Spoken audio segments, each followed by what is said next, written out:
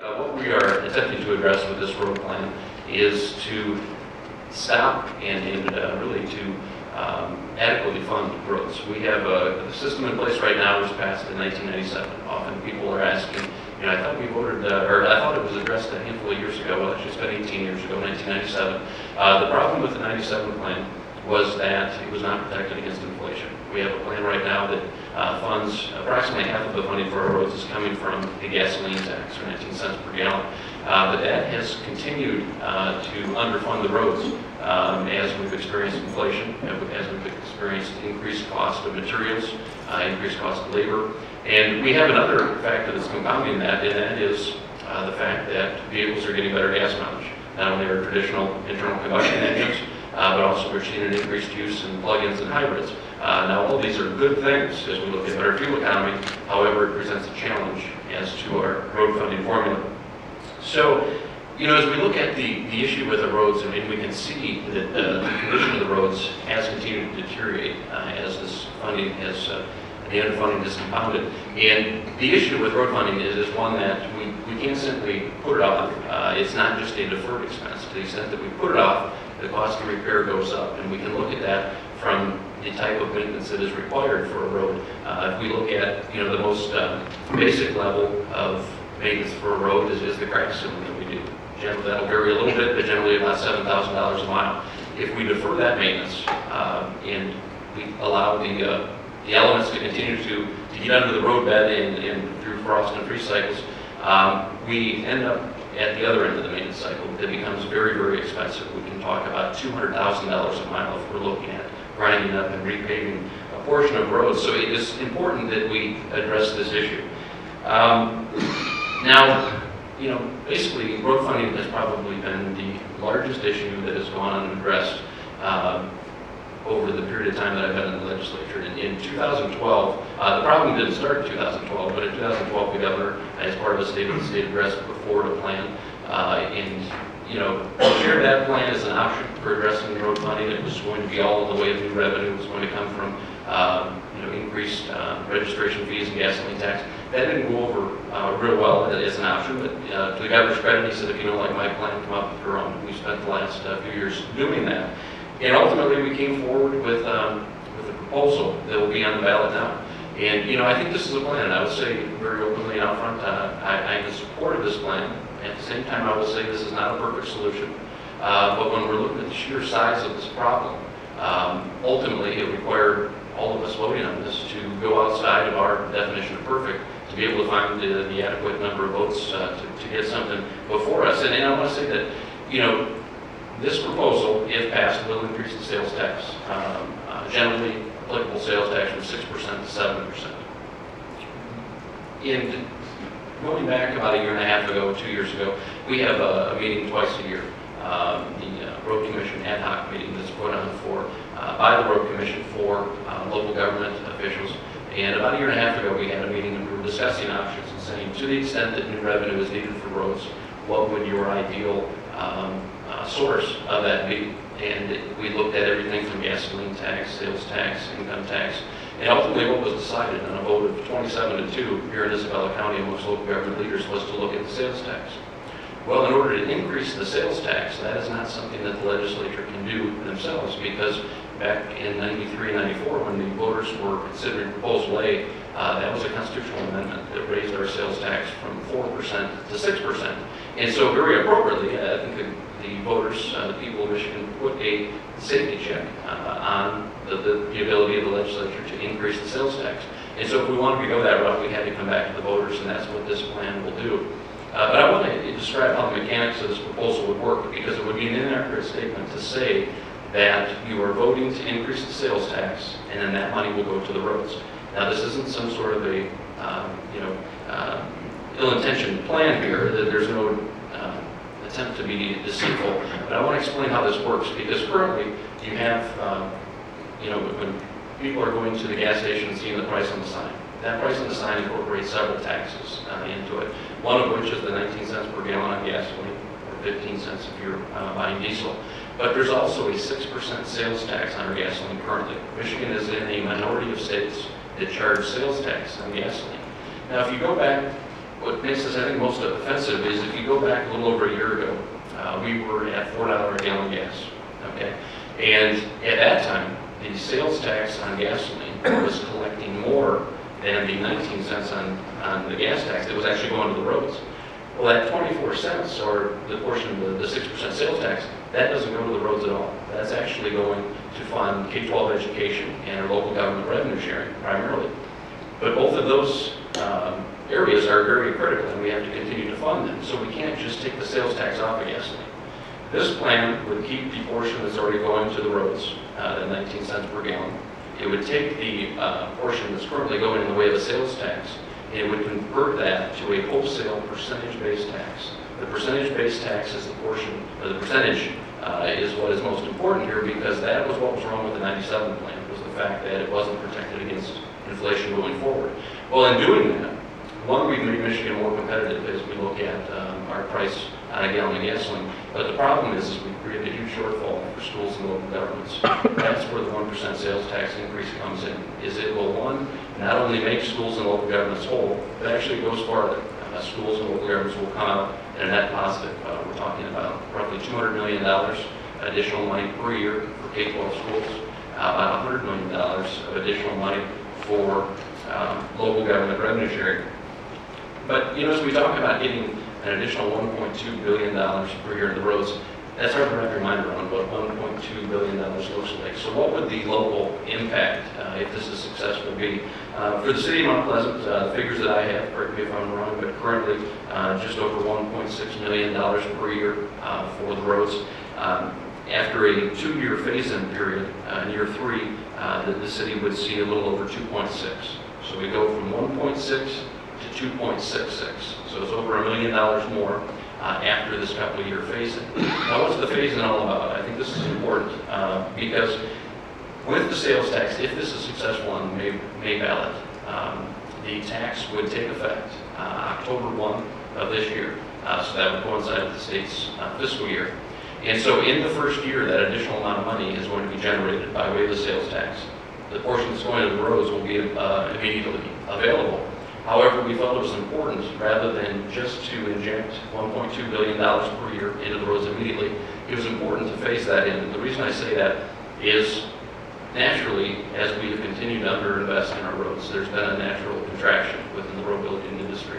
This is happening not only in the private sector, but it's also happening in the public sector. As we look at our road commissions, you can talk to Tony Casali, the director of the Isabella County Road Commission. You look locally at the city, and there's been a natural contraction as the amount of money has been reduced. And so in an effort to not drive inefficiency, you know, simple supply and demand, we wanted to phase that in over a couple-year period. And so in year 1, 1/3 of the $1.2 billion would go to the roads, $400 million. The other 2/3 would go to pay off road bond debt, which I'll explain in just a moment. In year 2, that ratio would flip. It would be 2/3 or $800 million to the roads, and 1/3 or $400 million to the bond debt. And then in year 3, we get into full funding, which would take Mount Pleasant to that 2.66. So what is this road bond debt all about? We have debt.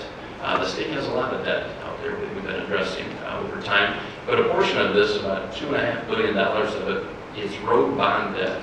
And what that came from was in the late 90s, early 2000s. This is back when Governor John Engler was in office some time ago. There was an effort to improve road conditions, and so they did some road work and they bonded for it. Well, right now, in each year when we pass the state budget, the debt service on this bond debt alone is $230 million. Just our payment each year, $230 million. So the outstanding balance, if we follow the payment schedule, is $2.5 billion. Well, this plan, if we do the phase-in, we'll be directing 1.2, because it's $800 million one year, 400 the next, $1.2 billion toward this 2.5. So that is significant. If we were to pay it all off today without all of the interest being compounded, it would be $1.7 billion. So we're taking a big step forward. But I think it's important, one of the probably least talked about pieces of this plan, because there are a lot of moving pieces here, is that it would pay down $1.2 billion in this bond debt. And you know, I think voters, we as people, we as citizens should be very offended by the fact that we literally, it's an accurate statement to say that we have potholes in the state that are financed. Because the road work was done in the late 90s, early 2000s. That is now deteriorating. and as a result, we still owe on these bonds. So this is a good plan for these reasons. There are also other aspects of the plan. In addition to the money for schools and local governments, there's also a good portion of the increased revenue that would go toward bringing back what's called the Earned Income Tax Credit. This is something that we reduced in 2011. This is money that goes to low-income earners, and they receive that in the way of credit on a tax return. We made reductions in 2011. This would then bring them back. This was part of the compromise in an effort to get the requisite number of votes to put it on the ballot. So I've spoken quickly because I've covered a lot in a short period of time, but let me open up to questions. And if any time I have remaining, I'd like to answer those. Kevin, if this were to fail, what's your plan B? What's going on down there just in case it doesn't go? I answer that question at least half a dozen times daily. And initially I was saying there is no plan B. I've changed my response now to say there are plan Bs. The problem is there are probably 149 of them. We have 110 reps, 38 senators, and 1 governor. And I think all of us have a different idea of what this, our definition of perfect would look like. My sincere concern, and I share this not in the way of trying to scare folks, but my perception of reality is that if we fail to pass this May 5th, my concern is that we don't get anything done. We had 2 plans last year before this one ultimately passed. There was a House plan that was all reallocation of existing revenue. We had a Senate plan that was all new revenue. While it's good that both chambers had a plan at the time, they were worlds apart. And my concern would be that we wouldn't get anything, wouldn't find that consensus. It is certainly possible that we could, but I can tell you right now there is not a plan B in this issue. Commissioner Seuss? I had a question. So you're talking about 200 million more for the schools, 100 million more for the local municipalities. What kind of assurances are we going to have that the funds coming in those ways will be reduced from other sources of revenue? Thanks. I mean, we're going to get an increase from this proposal, but can you assure us that we'll be safe in other funds that we receive from the state? So from which perspective, as far as local governments? For both. I think the concern that I'm hearing is that we're going to get a raise in taxes, on sales taxes, and it's being sold that it's going to be increasing funds for schools and municipalities. But I think the concern is that what will end up happening is that we'll raise funds in that on this side, but then decrease funds on the other, and so we end up being back in the same position where we were before. And so, are there any kind of assurances, or is there anything can be discussed along those lines?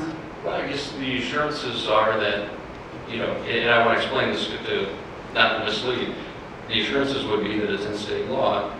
That is subject to, we can't tie the hands of future legislators. So if they could get the critical mass to amend state law, then that could be changed. I think this is better than another situation, is being subject to an annual appropriation. If this were just subject to a budget process where there's so many pieces in any given budget, that would give me a little less confidence. Here it's laid out in state law, so state law would have to be changed in an effort to change any part of this plan.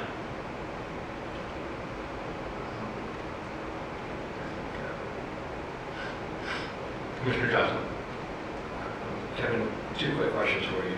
So when you talk about additional funds to both the municipalities and the school, that's basically based on the current revenue sharing formula that's in place. It's just taking the sales tax and just using the same formula?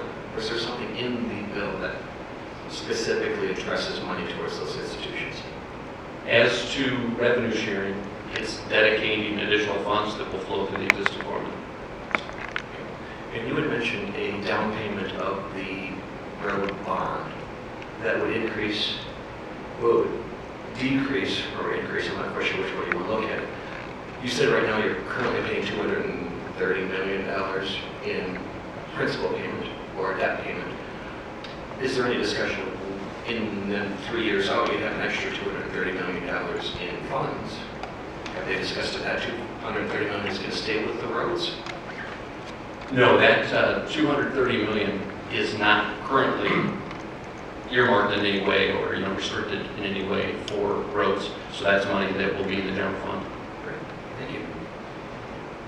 Is this being modeled with any other state in mind? Would you look at other states in the union and say, yeah, that's the model that they're using, that's what we want to use in Michigan, or is this reinventing the wheel, basically, starting over?